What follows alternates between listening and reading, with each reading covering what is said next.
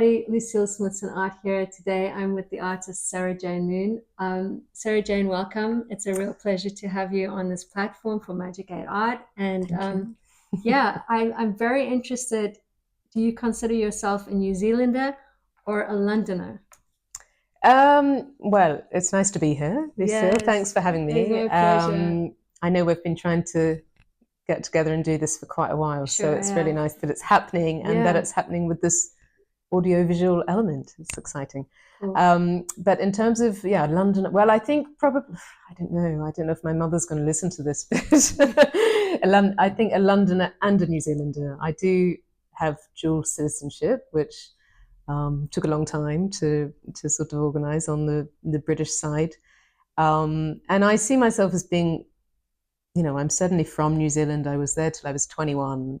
That's Right. formed my sort of experience of the world, really. But now I'm reaching that point where I've almost lived abroad longer than I lived in New Zealand. So it's always a tricky moment, I think, if you're from somewhere and you live somewhere else, to sort of wrestle with these aspects of your identity. But I'm still really connected to New Zealand. I go back quite often culturally.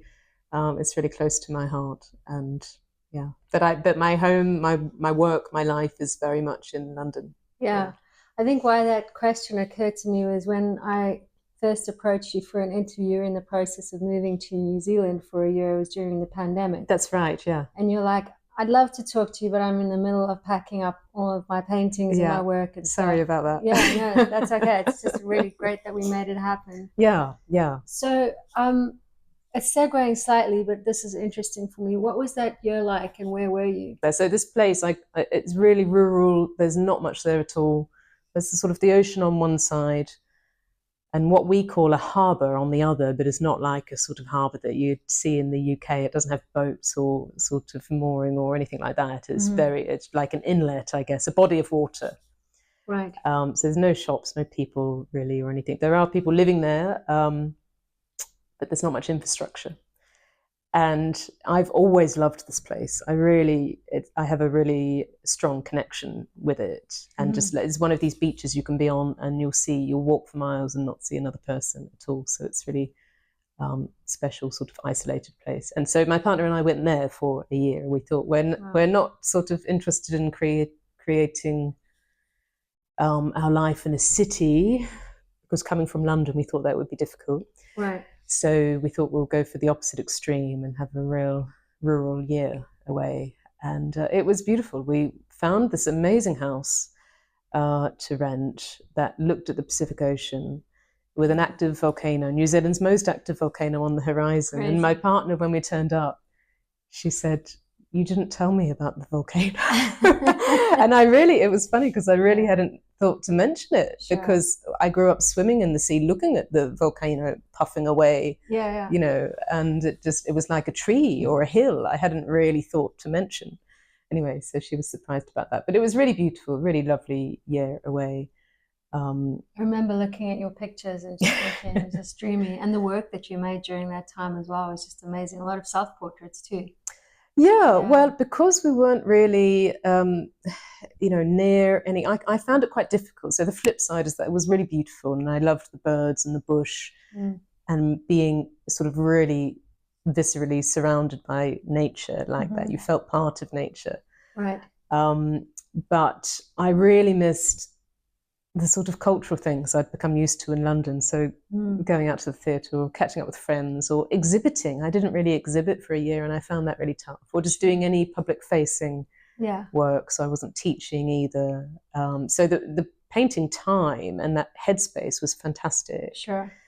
But I think for me, it's important to feel there's a community of like-minded people working around me. My studio, which you've been to, is in Brixton. Sure. And I don't really go out in Brixton very often, but I know that there are, upwards of 150 other artists in the building, cracking on, doing all sorts of things. And beyond that, in Brixton, there's all sorts of things happening. It's a real sort of creative, vibrant place. And so although I might just be working there on my own, I think it's important that I know there's other things happening around me. I was going to say also your work is very much figurative, very people-driven. Yeah, exactly. Like a part of also finding people that are of interest to you, or that you care about, or that you find interesting, and having the ability to paint them. And if you're so isolated, that sort of is diminished to some extent, right? Yeah, exactly. Yeah. So, yeah, I mean, it was inspiring on the one hand with just the variety of native plants and things, and I did become very interested in the birds because there wasn't the sort of culture I was used to around, really. Sure. So that did really, for me, solidified that my work and my life and my interest is mostly in London. Yeah. Which was good to find out, actually. Sure. It was great to find out. And I mean, there were lots of positives about being there as well. I mean, one of the main reasons for going was to be close to family, which I really enjoyed. And just to experience life as an adult in New Zealand. I'd never lived there, really. So that was really interesting. And we got to know the local area and the local people more, which was great. But and as you know, my paintings previously, mostly figurative, so focusing on people with interesting clothes, interesting lives. Sure. But the backgrounds had been largely what you might call abstract, sort of fields of colour, quite gestural. And within about a month of being in New Zealand, suddenly the backgrounds were sort of overflowing with very detailed plant life and birds and all sorts of, like, the sort of narrative really came in, the plants came in.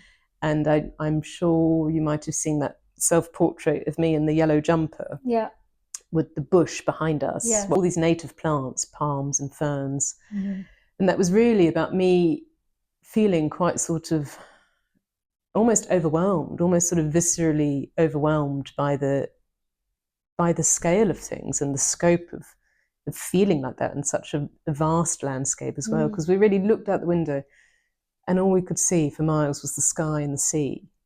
And I was quite sort of daunted by just the scale of that, actually, by the sort of, the openness of it and the plants as well. I felt differently about myself as a person in the world.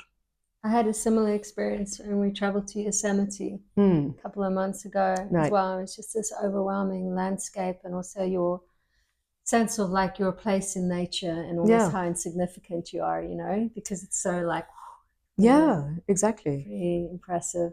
So teachers are an important part of our lives as artists. And are there any teachers who stay with you, whose voice stays with you and to this day when you're working, anyone that made a big impression on you?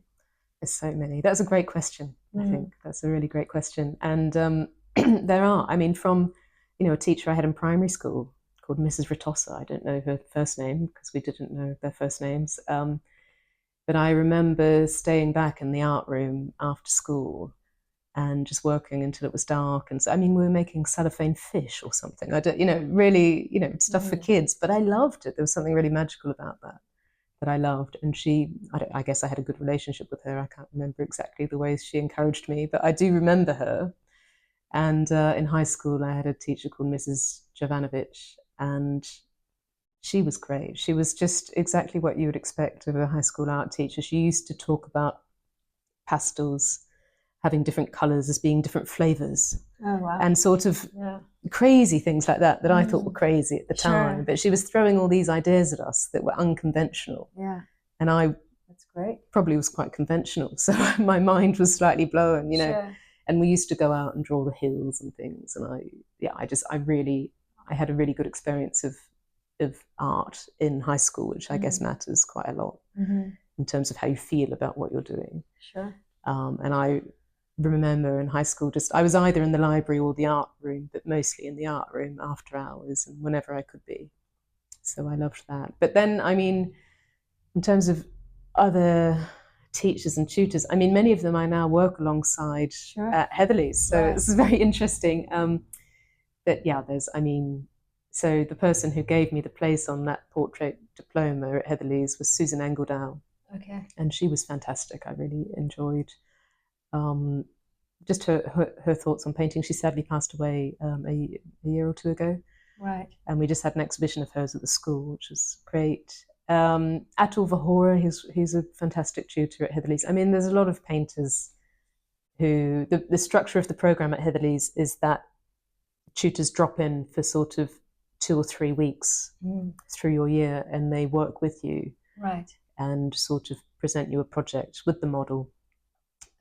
So you have about 9 days, 9 full days, typically with the model in the same pose. Good amount of time. Yeah. So that's what I do with the full-time students now. And it is, the tutors vary from year to year, but there were a few who made an impression. There was also one called Linda Nugent, who's sadly also no longer with us, but one of the projects she did was where she had us paint the models from observation, doing these little sort of studies, maquettes that were very much about tone and colour. But she had us paint the complementary colour of the colour we were looking at. Wow. So, I loved those projects where you're like, what do you mean? Yeah, I have to take a minute to figure that so out, even with, the colours you might find in a head, you're having to sort of say, well, that's a light pinkish, yellowy tone. Sure. So what is that? What is the complement of that? It's sort of orangish, so that means it would be kind of bluish. It's light, but not as light as that. So it was a real challenge. Sure. Mentally, to just get your head around what that means. Yeah. We kind of skipped over this whole really interesting bit where you're studying at Heatherley's and now you're teaching at Heatherley's. So how does this sort of come to be, and when did that happen? Yeah, I guess it took a while. So I was at Heatherley's full-time from 2009 to 11. Right. And left. And when I left, I had a studio because someone had encouraged me to get a studio. That's the thing about Heatherley's, is someone can sort of, mention something offhand or say this is a good idea, and it stays with you quite a lot. So someone had said, great idea to get a studio. So I had a studio, which was fantastic. And then from about 2011, I set myself up as a full-time professional portrait painter and tried to make it work, which is not easy. Sure. And I've had a lot of conversations with artists, and one of them recently mentioned to me that the first 10 years is really just about keeping going. It's finding a way to keep going, basically. Yeah. And then the next 10 years for this particular artist, things started to happen. Obviously things happen during those 10 years. You get commissions, you're in shows. But I sort of think he's right in that because it has taken, everything kind of compounds where you network, you get a bigger network, you get commissions, you show more, you make a name for yourself. Sure. You teach here and there, you take opportunities. So I left in 2011, and so I, initially I couldn't really afford to be painting full time, and so I would take odd jobs. I did a bit of medical transcribing for a friend's husband. Here and there, but I never had a sort of permanent part-time job of any description. But I would do things here and there for money when I needed to, and take on commissions and try and sell work. Obviously, at a pretty modest level, and to get the experience and try and exhibit where I could. Right. And then I started teaching at Heatherley's about 2016. And by that point, I had been lucky enough to be in the RP a few times, the Royal Society of Portrait Painters, and I'd been in, the Lynn Painter Stainers, which I don't think exists anymore, the New English Art Club, a few of these sort of Mal Galleries shows, and a few other things. I'd organised a few exhibitions with friends, and the year that I left Heatherley's, we formed ourselves into a group called the Lots Road Group, as well. So we exhibited a bit together, and I was just trying to paint as much as I could and keep going, really, which I think is the thing. And what are you doing for money during this period of keeping going and being a full-time painter? Well, it's what I tell my students now, is always keep records, because that's interesting. But it's like detective work now, to look back and try and work out what I was charging and how. But I was selling work and taking on commissions and so you were charging able to, for them. This is also for this interview, in part is also for people who are interested in what we do, and people who want to do it. So you're just starting out as an artist, and you're setting up. Have you got other work subsidizing your painting time, or were you able to just paint full time financially? How were you able to that's what I did pick up a few other jobs. So I would, also a house sat for a lot of people who maybe had space where I could paint larger. I was really interested in painting as large as I possibly could. Sure. And so I remember someone went away for a few weeks and said, you can have the house and enormous studio. So that was fantastic. So awesome, people I think were sort of generous and wanted to help, which is great looking back. And also, one of the women I went to Heatherley's with, her husband is a doctor, and I did his medical typing occasionally when he needed. So it was never sort of on a weekly basis or anything. It might have been a few days a month, or and I did also look after people's children. I did all sorts. I'm trying to think of the other things I might have done, but sort of casual jobs, I guess. But I didn't have a part-time job as such. Right. And I was trying to sell paintings as well. So I don't know the exact ratio, but maybe it would have been about 50-50. But as you know, as any artist knows through the year, your income fluctuates quite a bit in terms of painting sales or commissions. So, and I would have been, I don't know when I exactly started teaching. Maybe I was doing some workshops before Heatherley's, but basically taking any opportunities that came my way. It's one of the things that the principal at the time, John Walton at Heatherley's, told me. He said, "You've got it in you to make a good painter, but you're going to have to take any opportunity that comes your way, whether it's painting a mural on the side of the local primary school or, painting people's dogs or, so I sort of did. And I mean, as I, when I could. But yeah, it wasn't solely from painting at that time. And I had the studio rent to cover as well. So it was. Yeah, it's a lot. Yeah. A lot of people I know are still, they have like a couple of things on the go, hustling, trying to keep it together, and are working at nights and weekends in studios. Yeah. It's tough. I think also the portrait market is kind of tough in terms of, this is a conversation I have with a lot of artists, like, it's one thing about commissioning, but a lot of people don't necessarily want to buy a painting of a stranger and put it in their house. Unless there's maybe a narrative involved. So that's like another question to talk about in terms of subject matter when you're painting people. Obviously we want to just paint what we're interested and inspired by, but you've also got to sell work. So what are you thinking about when you are painting in terms of subject matter and inspiration, and like, you got a business hat that you occasionally putting on? I mean, how are you? Yeah, I've got all the hats, I think, but it's a very good question. I think the minute you start thinking too much about what will sell and what won't sell, for me, it's the death of good painting, in my experience. And I know a lot of others are similar. I really try and I try and not even think about the painting as a sort of end product or as a thing or as a commodity while I'm painting. I try and just have a sort of, I mean, maybe it sounds a bit lofty, but a kind of pure relationship with what I'm doing. And I try and sort of stay in it and work authentically if I can.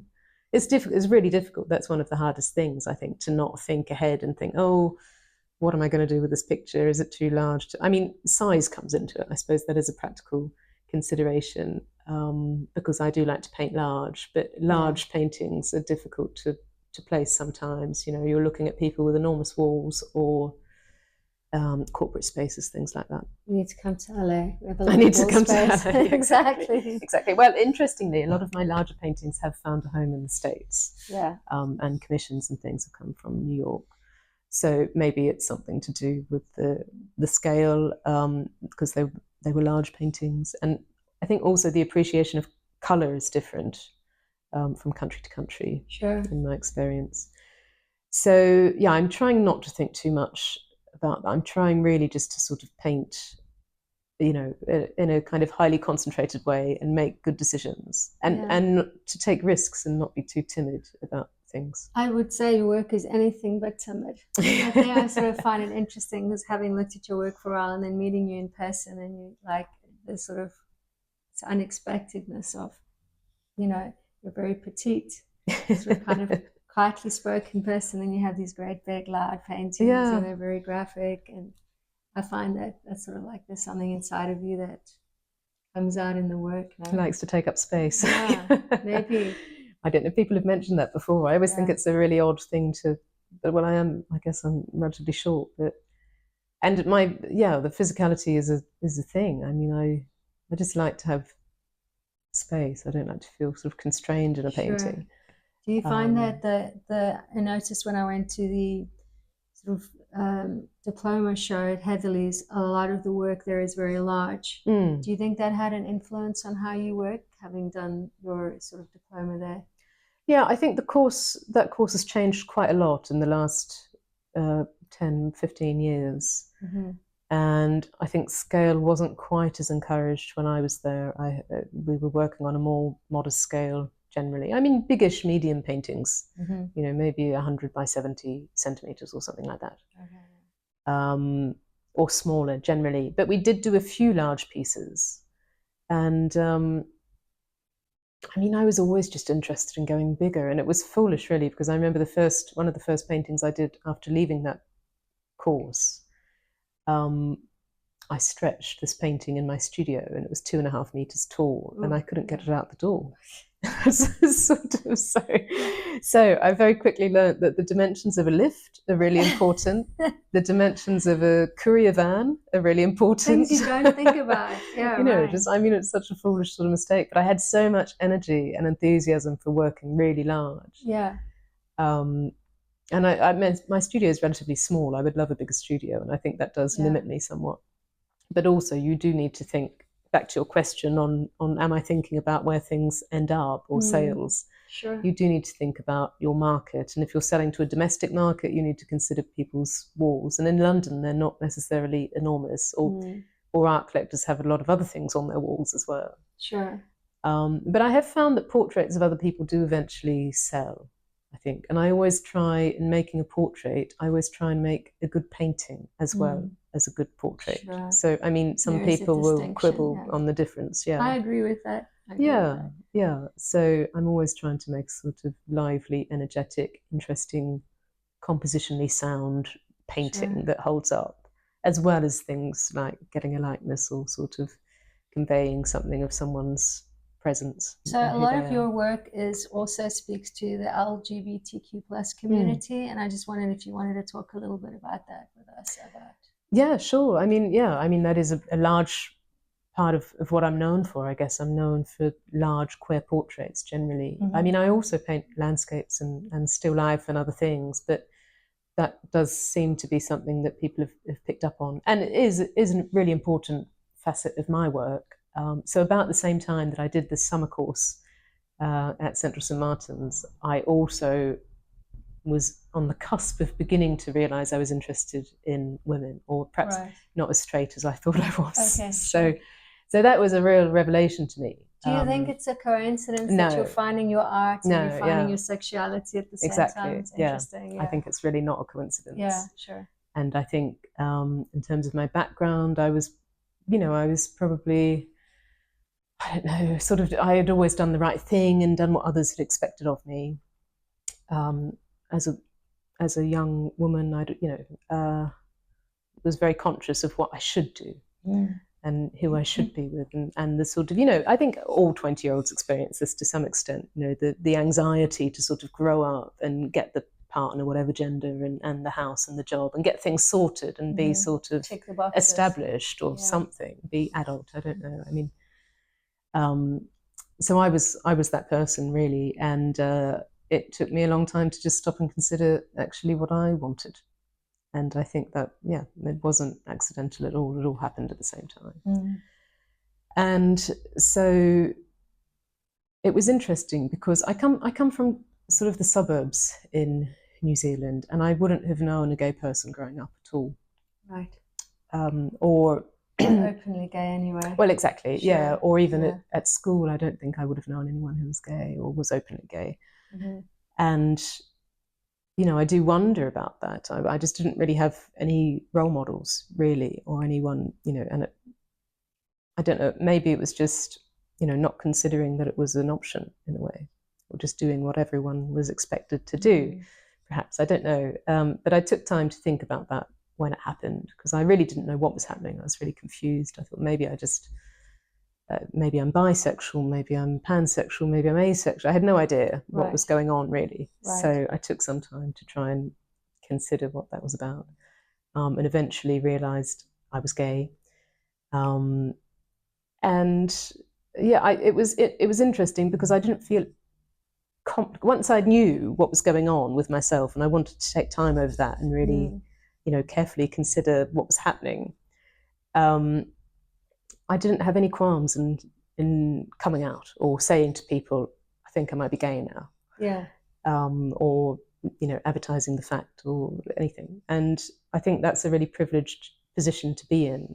And I was living in London, so I guess it's easier in that respect. But I never felt any shame or sort of complication or like, oh, I shouldn't be gay or anything like that. And so I guess I'm really grateful for that and know that that comes from somewhere, actually, that sort of feeling. And it's because of other people who've, you know, done a lot of work campaigning, and you know, it hasn't always been like that. It hasn't always been easy to be gay, and in a lot of places, obviously, it's still not.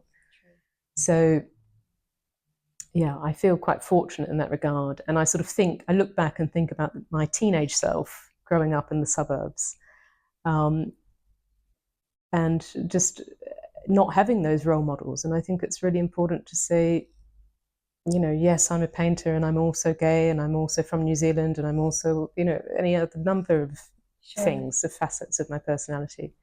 And I think if I can, through my painting, sort of provide examples for people and point to people who are living sort of, I don't know, successful, dynamic, interesting lives, I'd like to do that because I think it's sort of worth celebrating in a way. So whenever I can, I try and, you know, paint people I admire in some way. I mean, a lot of the people I really, you know, I want to paint, and I want to paint them because of what they've done as well as who they are and what their lives are about. So drawn to the courage of it in a way. Yeah. And the energy and the sort of the boldness of people to live their lives on their own terms and to, you know. It's very admirable. Yeah, well, it's what draws me to people, I think. Yeah. I think that's what draws people to your work as well, because you look at it and you really get that sense of, you know, those strong characters. Yeah, absolutely. And sorry, yes. No. I was just going to say, if there's a kid, I mean, it still happens that kids are living in small places and don't have role models, or even just in conservative places, or, you know, so I think you sort of imagine that it's all fine now and everyone's free to be as they are, but it's not always the case. Yeah. And so, when you, as a teacher now, do you have people sort of asking you like, how do I come up with ideas about what should I paint, you know? Because you have this story, but it's very much a part of your narrative, you know? And you're having people come in and like thinking about painting as something that's separate to them in some ways. Like, how do you talk to them about that in terms of inspiration and material? Yeah, it's not easy if you don't have something that you're sort of really passionate about. But I think we all have interests and we all have likes and dislikes, and I would sort of start with that. You know, what really energizes you as a painter? You know, what do you like to do in your spare time?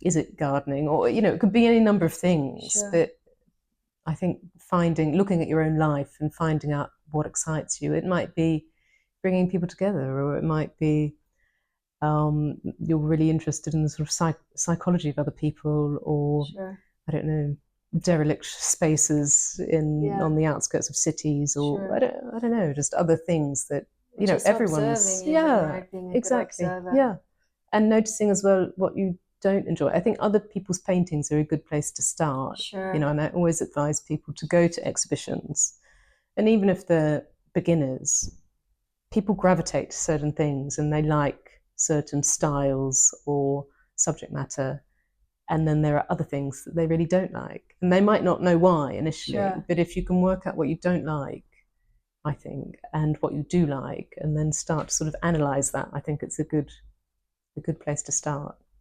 I do that myself. I'm always thinking, like, if I see something I like, I'm like, what is it that I like about it, and also why do I feel that this is successful? You know, and then to try and understand that for my own work too. What do you find most challenging about being a teacher? That's a good one, isn't it? I don't know. I think just sort of maintaining the energy of it, because it does take quite a lot of energy. I mean, at the moment in term time, I only teach 2 classes a week, so it's not a huge amount really. Occasionally it's more than that with the full-time students and other sorts of courses. But I find teaching, you're a little bit like, when you're working in the studio on your own, you're kind of your own cheerleader. Things go wrong, Sure. and you have to buoy yourself up and say, don't worry, you've been here before, it's probably going to be all right. And when you're teaching, you sort of do the same for other people. And I think that can be, if you've got 15 people in a class, if you're doing that all the time, saying, don't worry, it's not a crisis point. Perhaps if you just try a little bit of cadmium red here, or maybe you could try this on your palette, or maybe you could edit this off, edit this, or scrape something off, or, you're trying to sort of encourage people, sort of be by their side and encourage them through moments where they might be tempted to chuck something in the bin, Sure.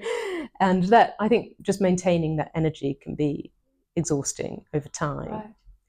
Right. I could tell, like, the work that I saw in the show of some of your students, you're not a sort of a method teacher. No. Because nobody's work looked like yours there. That's good. But I did see your influence in terms of, obviously,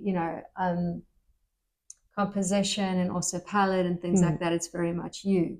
So you're not teaching method, and you're trying to meet people at their own level. I mean, I find it's really the heart of a good teacher, because it's about sort of taking somebody and seeing where they're at and helping them reach as far as they can go where they're at that point, rather than sort of judging everything from the way you paint necessarily, or saying you're going to do this now and then you're going to do that. Yeah. Which, I mean, they're just different styles of teaching, but I think it's more challenging in the way that you teach in some ways. It's so individualized, basically. Well, I think that is, I guess every tutor's different, but that's what I valued when I was at Heatherley's as a student, is the fact that we don't necessarily have a school style. We have things that sort of we focus on in terms of observation, and a lot of the tutors there went through the Slade and are sort of influenced by you and Uglow, and there's this sort of attention to the geometry or the facets of the face, all of and colour mixing. There are like definitely basics. Threads. Sure, yeah. That kind of connect the tutors at the school. But in my part-time classes, I have people turn up who want to be able to paint in a really highly finished, highly attuned sort of way, and others who want to paint some sort of feeling or emotion. I mean, there's a huge spectrum of what people want from painting and drawing, right? And where they imagine they'll end up. Some people are looking at it as a second career, or they want to absolutely professionally engage with the art market. They want to be represented by big galleries. Other people want just to be able to do it, or they want to be able to paint pictures of their family, or to participate in the local art show, or whatever it is. But there's a huge range, I think, of desires of the people who turn up, and I see it as my job to talk to people about what they want, because it's so varied. And I think we all naturally paint differently, and I think that's what's exciting, is finding out how you paint. Sure. I think that's the most exciting thing, and I'm still finding out how I paint. From year to year, it changes. Sure. And I want to be able to still, I want to always be open to finding out how I paint. Hopefully in my 70s, or I think that's exciting. Sure. Rather than having a way of working that you're just sort of going through from step to step. Sure. No, I appreciate that. I think there's definitely a biographical influence on our work and our development. Yeah. And it's a lot about sort of control and then looseness, I find, with people, as with myself as well. Is occasionally people go through periods where they want to control things, they want to pin things down, and then other times they want to really let loose and do something radical. And I think that's interesting, and that changes as well from day to day. Sure. So I like the idea of, some of that structure. I find you sort of like learn it, and then you almost, it's like driving, when you start driving, you got all these things you got to think about, and at some point it becomes unconscious. And I think painting's a little bit like that. We have all of these rules, especially in figurative realism, that we have to learn, and then it's sort of, you find you're not thinking about it so much anymore, but it's in the background informing your more expressive work. Things like composing and understanding things like harmony and things is all sort of still there with you, even though you're painting in a more of an unconscious way. Yeah, kind of how I think about it. it's like learning the skills, isn't it? The tools to do something. Yeah, and then you can change it. Do it, yeah. Yeah. So in terms of your work, is there you obviously have a palette you use, or do you mix that up? And also, is that a palette that you teach at the school? Yes. So you were talking about rules before, and that's one of the things I found quite difficult, actually, is that I was taught at Heatherley's to work with a particular palette, and I pretty much use the same palette now. Wow. Okay. Yeah. So, cool. I mean, we were also encouraged to use different palettes, like the Zorn palette or the Rembrandt palette. Sure. But the one that stuck with me after Heatherley's was the split primary palette, and which a lot of tutors use. So it's quite a contemporary palette. It's essentially you have titanium white, 2 yellows, 2 reds, and 2 blues. Okay. A warm and a cool of each. Yeah. Yeah. So if you want me to list the colours, go for it. Yeah. Let's do it. Yeah. So it's titanium white, lemon yellow, cadmium red, alizarin crimson, and I use a cerulean blue and an ultramarine. Okay. And there's no brown or black, and that was quite a fixed rule at Heatherley's. Sure. Particularly no black on the palette. I've heard of this rule. I'm not sure what I think about it, but I've heard of it. Well, I still teach this way with the split primary palette, and the point of it's laborious for sure, because you're mixing your own colours, and depending on your level of experience, you might be used to going off to Cassarts or wherever and buying your greens and I'm missing the burnt oranges. umber there somehow, you know, like I can do without a black, but the umber. But you can make it. Sure. So that's the point, is to get students to and you know myself to sort of mix colours, and you can mix a pretty good black with your 3 cool primaries, and that's challenging and kind of magic as well, I think, for people when they learn that. But the point of doing it is to really slow down and really focus on colour mixing, and to think about your complementaries, because as you know, if you're mixing a particular colour in the flesh, whatever the complexion, and it's sort of a rosy kind of colour, you might have some yellow and red in there, and you might need to knock it back a bit by adding some blue. Right. So you've got essentially orange, and you're bringing in your 3rd primary. So it's always about working with the 3 primary. So it's quite good in the beginning, because it gives you a structure and a logic theory as well. Which logic, is really exactly. So if you have a green that's too much green, you might add a bit of red in, and you start to see how these colours all sort of influence each other. So I worked with that palette for a long time, and that was the advice on leaving, was that, and I think it's good advice, is that you just need to work with the palette, whatever it is, whatever palette you decide on, whatever set of colours. I think you can really benefit from working with that set of colours over time, and understanding it more deeply, rather than every week grabbing a new set of colours. It's distracting as well. Yeah, exactly. Yeah. So occasionally, I mean, it took me years to add anything else to that, because I was so, I had these rules so well and some ingrained. Of those clothing you're painting, you're going to have to go outside of that palette, right, to maybe bring in some of that vibrancy, or are you still I pretty much stick to that. Really? Occasionally I might have an emerald green in there, or viridian, but actually your cerulean and your lemon, I use that sort of green quite a lot. Yeah. But it's mostly cerulean and lemon. Lemon yellow, and the alizarin. I don't have a lot of other colours. Do you use an alizarin permanent? Yes. Sure. Yeah, I think I do. Yeah. Yeah. I hear stories about it not like fading. The fugitive aspect. Sure, yeah. So that's pretty much what I use. And occasionally I do put another colour on, but I'm also just so familiar with that palette. You don't even have to think about it now. It's there, and you set it up in a certain way every time. It's the same. And the body of it as well, I'm really familiar with. So yeah, I tend to stick with that. And do you keep your lights and darks separate on your palette where you do your mixing, or are you just like somebody who's mixing wherever? So it's a good question as well. I'm sort of thinking about ways. I'm quite fastidious about people's palettes when I teach. Yeah. So, and what about your own? What about my own? Exactly. So I have a piece of kitchen bench, and it's quite large, on a trolley. Okay. And I sort of start with my lights through to darks. So I do, as the colours are laid out, I do lay them out in quite a traditional way. But in terms of mixing, that happens all over, because sometimes I might go into the studio and really just I might be in that kind of detailed place and I'll just work on a hand. Sure. And I have a smaller palette that I use then with the larger one. But I might also, be standing up and working on a whole area of the background, or adding a lot of gestural marks all over the place. And I need much more paint for that. So I might be just working with several colours on the palette. So it's not quite as straightforward as using light colours in one area and others in terms of mixing. Yeah. And it was always going to be oils for you. Yeah, I really love oils. I mean, I think you're sort of biased naturally by whatever you start with. And I'm sure at school I would have used acrylics and things. But when I started painting in earnest, I started with oils. And I've tried to use acrylics since, and I found them really frustrating. I'm sure it's just maybe time and perseverance, but they just dry too quickly for me. I struggle with that. And I love the sort of organic kind of grittiness of oil paint. I love the oiliness of it, right? The sort of physicality of it.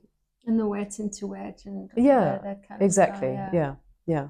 So while we're talking about wet into wet, it always makes me think of Sargent. Influences in your work, is there anyone that comes to mind? How much time have you got? And I guess it depends also at what period. Yeah, exactly. I mean, there's people I've loved for a long time. Like, I mean, I think you can't paint people in this country without being slightly influenced or having some admiration for perhaps Lucian Freud, regardless of the persona. David Hockney, I love. People like Paula Rego. Sylvia Slay has always grabbed me. I don't know if you know of her. I don't. She painted a lot of male nudes. Okay.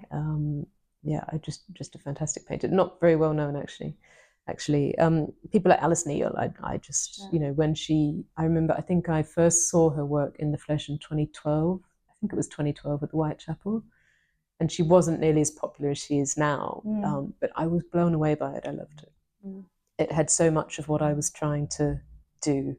And large as well. I was surprised how large. Yeah, and direct. Just the directness I love, and the energy. And she didn't bother with the narrative either. She was just like a lot of those, which is sort of on, very plain backgrounds. Yeah. I like that. And the character as well of people and the colour. I think they're fantastic.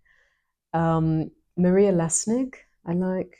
Trying to think. I mean, there's people like Bacon and Albach and Kossoff that you as well are sort of influenced by, I guess. And then the Euston Road School, and people like Coldstream and Ewan Newglow. And I mean, you sort of, through working at Heatherley's and being taught at Heatherley's, you can't not be sort of influenced by that kind of Browse and Derby school of painters. And then there's so many. I mean, recently I'm really excited over the past few years by a lot of American painters like Jenna Gribbin, Deron Langberg. I don't know these people. No? Okay. I have to do my research. No, apologies. Anthony Guys, Kudahay. if you're watching, I've got to do my research. I mean, they're very they wouldn't necessarily be portrait. They're not necessarily calling themselves portrait painters, but more contemporary figurative painters. So working quite large. A lot of them are queer, working with a lot of colour and gesture and narrative on a big scale. Salman Tor as well. So they wouldn't necessarily call themselves, but they're figurative. It's this sort of resurgence of contemporary figurative work. Thank goodness. Yeah, exactly. Yeah.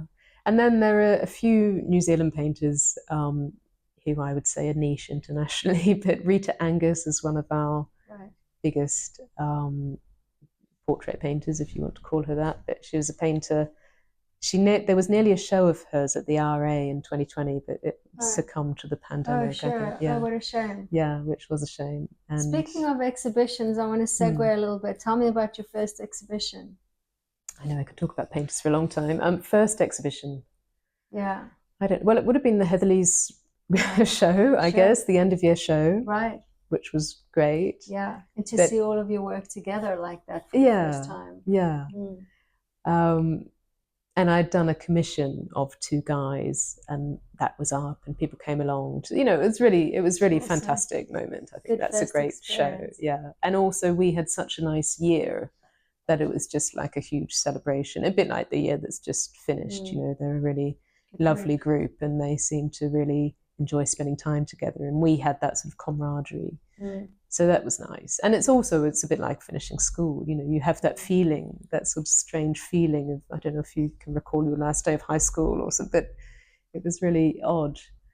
But after that, my first show after Heatherley's, I mean, I did open studios and things like that, but I do remember, I don't know if this was exactly my first show, but it was maybe my first solo endeavor. Right. A friend of mine had basically said she was renovating and that I could use her front 2 rooms for a show. Cool.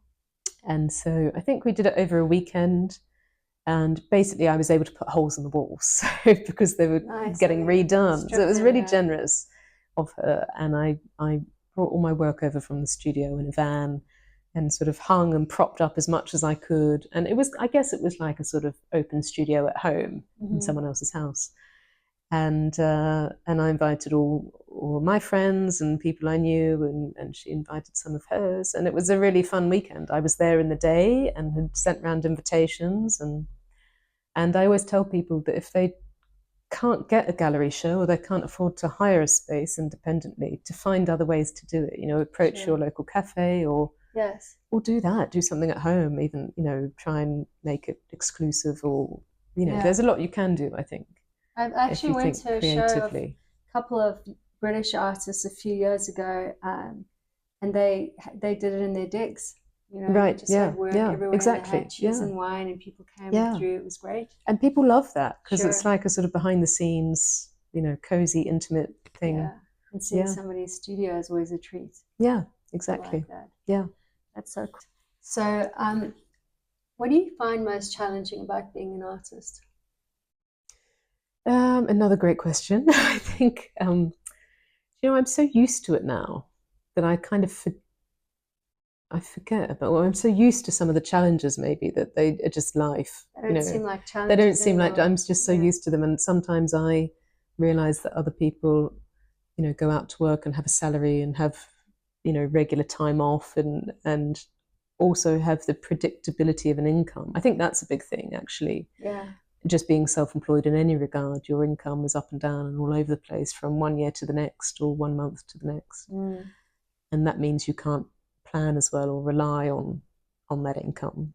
So that's a very practical challenge. I don't know, challenging. I mean, I do think the pros really outweigh the cons. You know, when I think about the challenges, I just think about how lucky I am to be able to be in the studio and be engaged in doing something that allows me to grow as an artist, you know, and allows me to see what happens next. I think that's the exciting thing.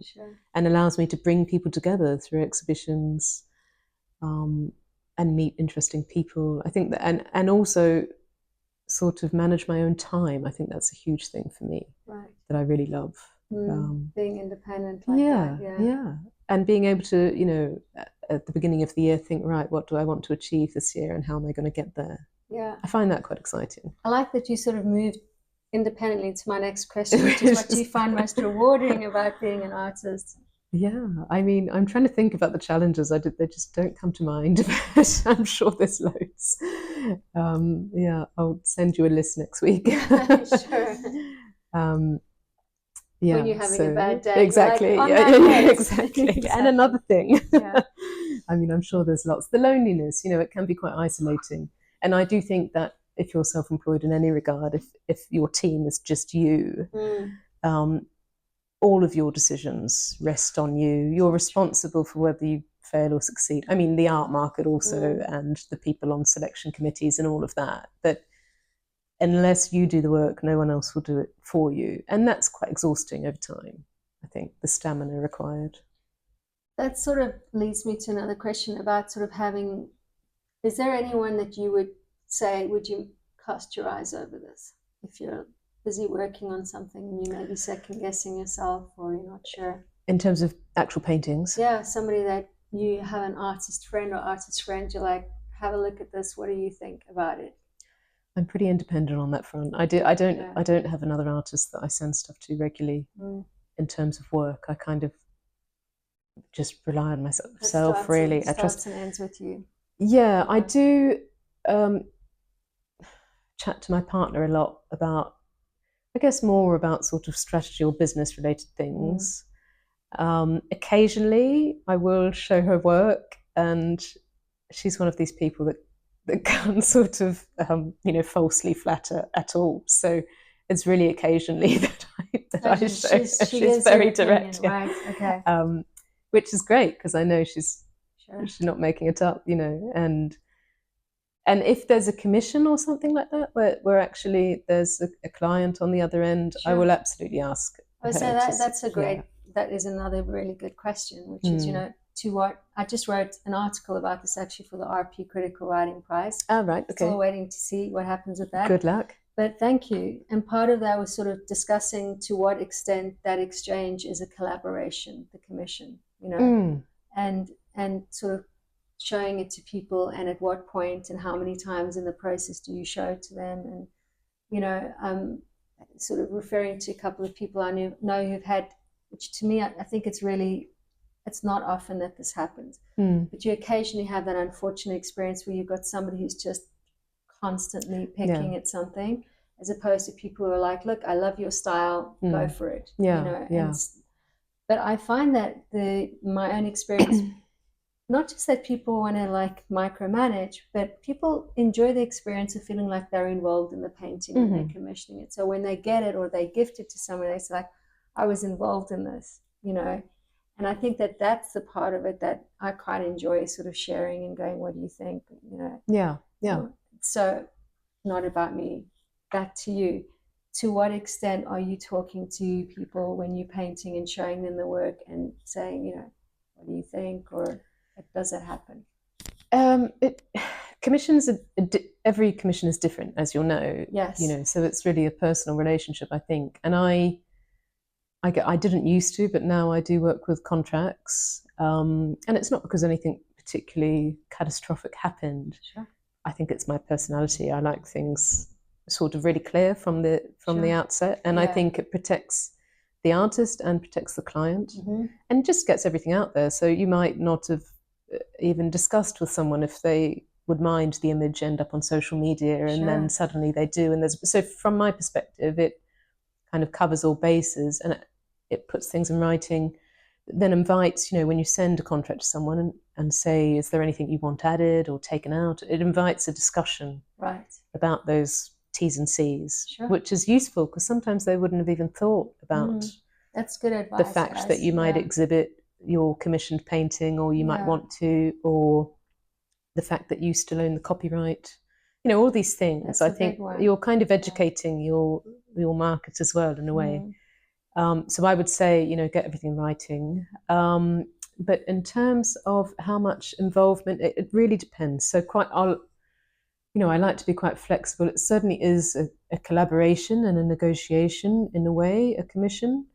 And I try in the sort of initial meeting to really sound out what people want, and if they have any particular concern, in terms of size. I think that's, you need to work with someone on size. You can't deliver something massive if they don't have the space for it. In terms of where it's going to go, some people don't have much of an idea, and I think it's your job as the artist to try and throw a few ideas at them so they begin to think about these things. I find most of my clients in the past have been quite flexible and not too sort of specific, I guess. And where they are, if people want to see how something's going, I will absolutely share images with them in progress, and occasionally there is feedback. And I'll try and incorporate that where I can. One tip that I got from another artist was in the contract, I have something like, past the sort of end date of the commission, revisions can be made, but beyond a certain point, they're charged by me for, if it goes on and on and on, that someone says it's not still quite not, can you do this or can you do that? And it goes on and on and on. Have an endpoint to that in writing. Or at least communicate that, after a certain point, you want someone to be happy with something. Of course. I've had commissions previously where people have been thrilled, but they've said there's something with the mouth, or, whatever it might be. And so I've said, okay, what do you think it is? How, what is it? Help me out. And then I've gone away and changed things and shown them again. And hopefully that's it. But occasionally, I guess you get into that pattern of, oh, no, it's still not right. It's still not right. It's still not right. That hasn't happened to me, thankfully. I can think of nothing worse. But I think you need, if you put something in writing that says after, 6 hours of revision or whatever you're willing to take on, I'll charge at my day rate. Right. Then it at least communicates that there's a sort of an end point to that. That's process. very smart, actually, to have that, all of those things, those caveats were in the contract initially, like you say, and then it's very clear for both sets of people. I also heard some artists who sort of work into their contract like 3 lots of revisions, so and sort of then drawing a line under it. Yeah. My feeling is that I think where we're seeing issues these days is because of AI and people editing their pictures. Right. So they have a very distorted view, especially with regards to people commissioning portraits of themselves. Sure. And I think that's starting to influence how people sort of think or how they ought to look. And then as an artist, we're sort of taking the reference and we're not only replicating, but we're interpreting. So we have our own filter, which is again removed, further still from the reference. So sometimes, it's just an opinion, I think potentially people have this selfie filter thing going on in their head, which is impossible for an artist to guess at what they have, this image of themselves that they have. And it's interesting because the 2 artists I know who had issues with series of revisions, one to such an extent that the artist terminated the portraits because were portraits that people had commissioned of themselves. Right, okay. So, maybe that's just a whole other thing. Well, I guess if you've commissioned your own portrait, you then have the final say, whereas if your husband or whoever has commissioned a portrait of you, if he's happy with it, then you might not be entirely happy with it, but you might not feel able to say because it's a gift, or there's all of this sort of political stuff that comes in, isn't there, I think, to people's relationships and why they commission portraits. True. I think you're right, it is tricky now with AI and people's idea of themselves. And I think people's understanding of what a commission is, because a lot of people might think that a commission, the point of it is to flatter. And sometimes the point of it is to flatter, depending on what type of painter you are. But other painters are more interested in getting some sort of gritty, sort of imagined truth or essence of a person, which is not about making someone look good or conventionally good. So I think there's a huge spectrum, and you can't really expect people to sort of know what type of painter you are in a way. Sure. I mean, I would hope that places like the RP, which offer that service, would be guiding potential customers and saying, well, look, this is everybody's work, and to get an understanding of what it is they want so that they can guide them in the direction of the right artist. Exactly. Because I always have that concern when people come to me. I'm always like, well, go away and this is my website. Like, really understand you want me to paint, not just some idea that you have in your head of a portrait. I think exactly. there's a distinction. Yeah. So most of the commissions I get are people who are familiar with my work. They've seen it somewhere, and so I recently, touch wood, I've been quite fortunate in that I've had people who say, I want something by you, and they haven't been too sort of prescriptive about that. Beyond size, I do ask if people want, if they have a particularly favourite colour or something, or they have a colour they really loathe, if they hate orange and I'm going to paint an enormous orange background, people have to live with this thing that they're buying on spec, really, without seeing it in a way. So I do try and prevent problems like that arising, because you want everyone to be happy. Sure. You want to maintain your integrity as well. I heard, I can't remember the artist, but somebody who was well known that would take the 50% non-refundable deposit and then just paint whatever he wanted to paint anyway. Wow. Wasn't really that interested in people being happy with it. I thought it was a bit sad, actually. That's quite a business strategy, isn't it? I mean, it certainly is. Gosh. So when you are not being an artist, when you're not, being an artist is one's whole life, I suppose. When you're not painting, you're not teaching, what are you doing? What's the other stuff that you do? Yeah. Well, I've just taken a break with my partner in Sussex, and we went to a shepherd's hut for the night and sat outside and had a glass of rosé and went on some country walks. In terms of my sort of normal life, day to day, I do run since the pandemic. Oh, cool. So, I mean, not fast and not necessarily elegantly, but I do run. I did my first half marathon in March. So I'm pleased that that's in my life. I don't necessarily love it when I'm out there. Like many runners will tell you that they don't necessarily love every moment of it, but I love the fact I can do it. And I'm interested in trying to stay fit into my later decades if I can. Sure. So I do that. I cycle to commute, so I don't cycle for fun really, but I'm often on my Brompton. Cool. Trying to think. I mean, I spend a lot of time with friends. I really value my friends in London, and my partner and I go out to theatre, and we see a lot of exhibitions. I guess that's related to being an artist. But I guess one thing I like to do is try and find ways to bring people together. You know, I sort of really value community, and I'm quite sociable, so I'm very happy in my studio on my own with the radio, you know, for a week or something. But I also love chatting and being out and meeting people, and bumped into you the other day when I was doing exactly that. So, group of women came out of Soho House, Yeah, so probably it's once a month at the moment. In the winter it tends to be less frequently, but I kind of invite artists who I would like to know better, and who I think would get along, and maybe who don't know each other, and we all go out for dinner. Great idea. I think it's fun. I mean, I would do that if I had an enormous house in the middle of London. I would do it at home, but for now, Soho House is the place. And it's just, you know, we have all these different. I have all these different sort of art worlds. So I have Heatherley's and the teaching, and then I have the contemporary British portrait painters, and, you know, artists I know from the RP. And I mean, the portrait painting scene is a small one, I guess, in London and internationally. Sure.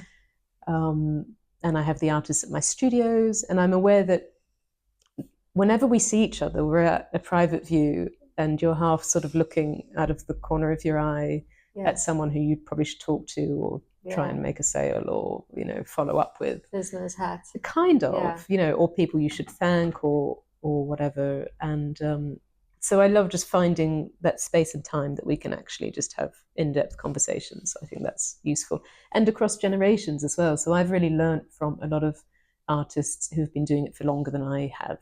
Sure. And I think it's kind of nice, really. You feel like you're in a sort of artistic family, and you can learn so much from people who've been doing it for longer than me. I've been doing it 15 years or so, and that's not long in the scheme of things. So I realize that, although I'm sort of happy with how things are going, I can learn a lot more. And do you ever think, gosh, I've been doing this 15 years, if only I'd gone and I'd studied it, or I'd done it? Oh yeah. I do I feel like I'm a decade behind in a way, but also I'm pleased that I started when I did, because at Heatherley's we do get a lot of people who've had other careers, done something else entirely, architecture or engineering or something, and then they've been able to, you know, wrestle one day a week away from the business, and they come to us in their 50s, 60s, 70s. And so I feel fortunate, you know, I guess the time to start is now, isn't it? Or yesterday, but if not yesterday, now. So, you know, it's, So another question is, a couple of questions I'm thinking about. How do you know when a painting is finished? I had this question recently, and I didn't have a very good answer. But, whatever comes to mind. Whatever comes to mind. I mean, it's when I've sort of dealt with everything that's bothering me, I think, mostly, and when I feel it works on a surface level. I'm really interested in surface at the moment, and I guess. Can you talk a little bit more about that? Yeah, so I used to paint in a sort of a tighter kind of way, a more finished way, with tiny brushes on a large scale. Okay. And in a very flat way, so they were quite sort of graphic images. Okay. And that was up until about 2015, and I think that was slightly a control thing. I was trying to get it all right and get a lot of information in there, so I had a lot of context, a lot of books, a lot of background detail. A lot of drawing, huh?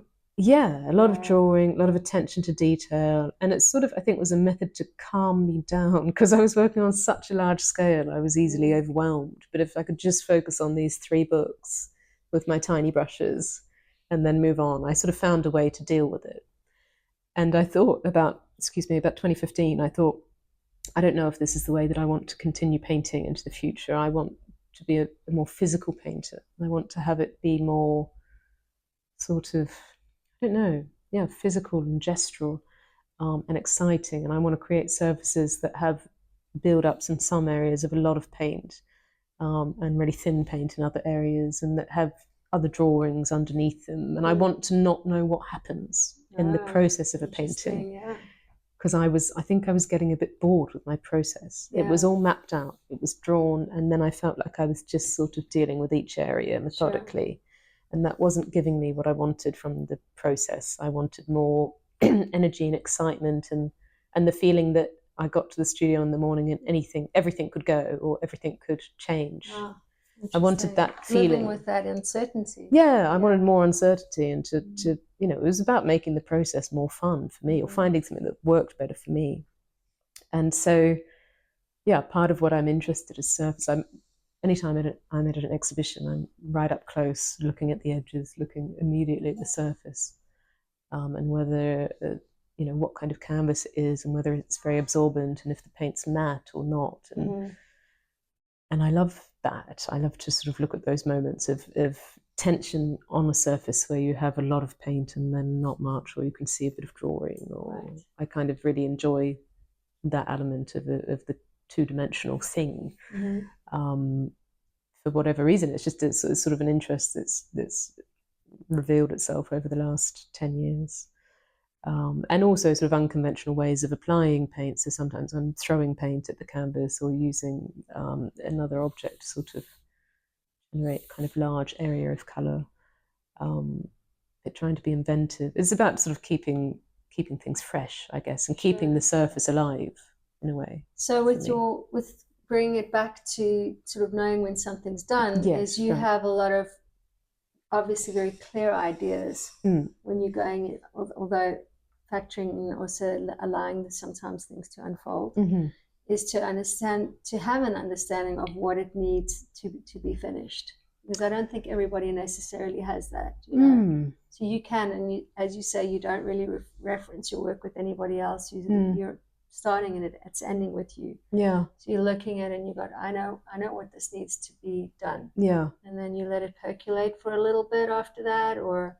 Yeah, and as long as nothing's sort of jumping out and bothering me too much. And I also I'm wary. I think it's a difficult thing for all painters because you don't want to overwork something. And there's a moment, isn't there? And with portraiture, you think you're finished. I find in my experience, I think I'm finished and I'm never finished because you sit down and then you think, oh, I didn't notice that eye is slightly off. So, the portrait sort of holds you and doesn't let you go for a while, does it? It's sort of, and the expression changes sometimes that much. Exactly, and you find yourself jumping up and doing, you've cleaned your brushes and then you're just there for another 2 hours or so, It sort of doesn't let you go easily, the head anyway, I find. But yeah, I sort of work on a lot of large things at once over time, and so I rest things a lot in between. So I'll kind of live with something for a while, and then as long as it's not bothering me, sometimes there's a deadline and you don't have the luxury of time. Sometimes that's a blessing actually, because you're like, yeah, exactly. Yeah, and it keeps things fresh. Yeah. But yeah, that's a tricky thing, deciding when something's finished. My other question, this is going to put you on the spot. What makes a good painting?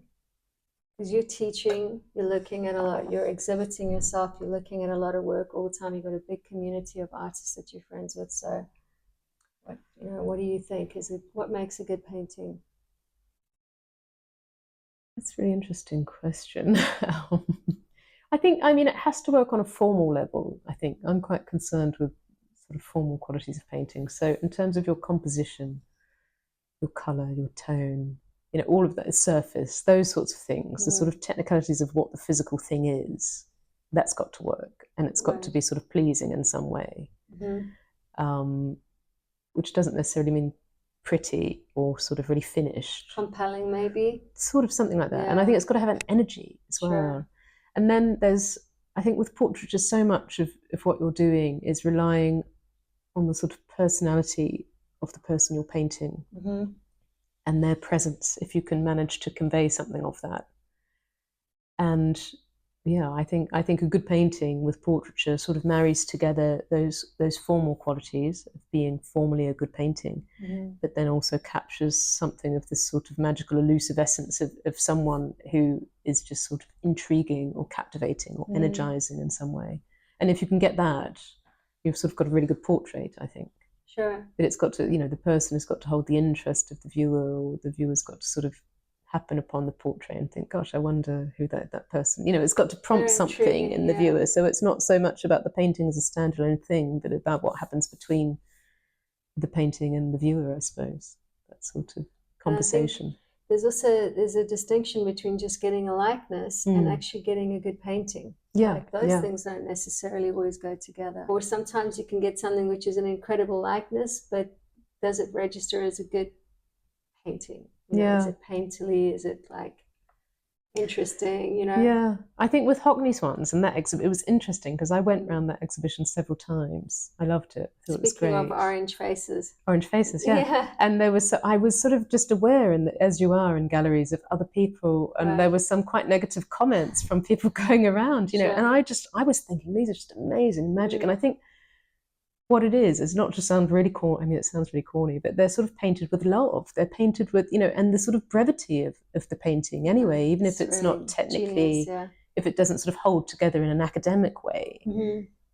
It's, those marks are so much Hockney's marks, they're his handwriting. It's sort of done by him, and it's about his feeling and relationship and perception of the person he's painting. And I do love brevity, actually. I mean, ideally brevity with accuracy. Not that Hockney's not, but I love energy sort of captured in paint. And I would preference that. Shorthand, right? I would preference that over sort of really academic, sort of technical ability necessarily. But I loved those paintings. I thought the colour was fantastic. I mean, those were new acrylics that he was doing. I believe. There was, I want to say, it's an American golden really? Acrylics. Were they acrylics? Okay, I was really and also I think I was thrilled by the sort of project of it, by seeing them en masse. That energizes me, that the idea of doing 82 all in the same sort of format, and grouping these people. Did you see his exhibition at the National Portrait Gallery? Was it last year? Or it might have been earlier this year, and showing the same friends that he painted over the years. Yes, I did see that. It was fantastic. Yeah. And exactly what you said, that those paintings have a lot of love in them. Yeah, and I think that's maybe that's what makes a good painting. I don't know. Cheesy. So I have a final question for you, which is advice that you would give to people who are interested in painting or art, or who are doing it and saying, why am I doing this? Like, what is it you want to say to people about being an artist? Well, you sort of second guess yourself, don't you? Yeah, sure. I mean, the first thing I would have said is keep going, but then maybe that's not always the best advice if someone is really struggling, or it's not really working out, But I do think if you're committed to the idea of being an artist, whatever kind, you just need to find ways to keep going, and find ways to think about who you are in that and your process, and keep yourself and make it work for you. If it's not working for you, or if you're not earning enough money from it, find a part-time job, or so, just find a way to keep going in some way. Right. Or if you've got young kids and you can't get the time, do a sketchbook or so. Just find some way of keeping going, I think, and building networks, and trying to sort of learn, and not being afraid to change the direction that you're going in as well. If you think that you should have always painted in a certain way, and then you find that you actually are more interested in something else, just follow your interest. I think that's probably the best advice I received, was to follow what interests you and not be afraid to risk what you've built up so far. Right. I suppose. Yeah, it's great advice. Yeah, I Yeah. don't know. No, I think it's fabulous. Some of the most interesting painters are people who don't care about consistency in style and actually just take risks and try different things. Yeah, just sort of remaining open to what you're genuinely interested in doing. Because I suppose there comes a point with everyone where you can do the thing you set out to do, but then what? You know, for me, and the way that I think about being an artist and a painter is it's a sort of personal relationship with your practice, and it has to be fulfilling. Otherwise, there's no point for me. It has to fulfill something. It has to stretch me and challenge me. And I need to, you know, I don't know how I'll be painting in 10 years' time. And that's exciting for me. Yeah. But I want to be open to, you know, if that's sort of glazing and doing kind of really particular small miniatures, hopefully I'll be brave enough to do that, you know, if that's where my interest goes. Very open. The future is open. I think so, because what I find stifles me in life is when I can see what's going to happen too much. Maybe that, I don't know. In some ways, I'm really risk averse, but in that way, maybe not. Sure. I don't know. Thank you so much. I'm super happy and excited that we got to make this happen, and a fantastically interesting person to talk to. And it's also very warming to see somebody who sort of started their career kind of in the middle in some ways of your life. And, you know, you're so successful. And, you know, your students love you. I know because some of them interact with me on Instagram whenever I post about you. So good. It's been a real pleasure. Well, thank you so much. And thank you for taking the time to do it as well, because I think your accounts on Instagram are amazing. And I always love all of your content and your exhibition reviews and things. And I think I appreciate your honesty as well with all the different things you do. Awesome. So thank you. All right, brilliant. Thanks. Okay. Thanks, guys. See you on the flip side, and happy painting. Some news. Oh, okay. Cool. That's very exciting. So let's start with that then. I think that's a good way of doing it. So I'm going to introduce you. And no, because I don't know if we should discuss it or not. Oh, okay. It depends on when it goes out, I guess. Oh, okay, cool. So, well, it's next week. I've got a portrait going into the MPG. Oh my God. Yeah. So, I mean, I should have saved that reaction. It's so wonderful. Which is good. That's so cool. Yeah. I think we've got this on film. This is amazing. I'm so happy for you. Congratulations.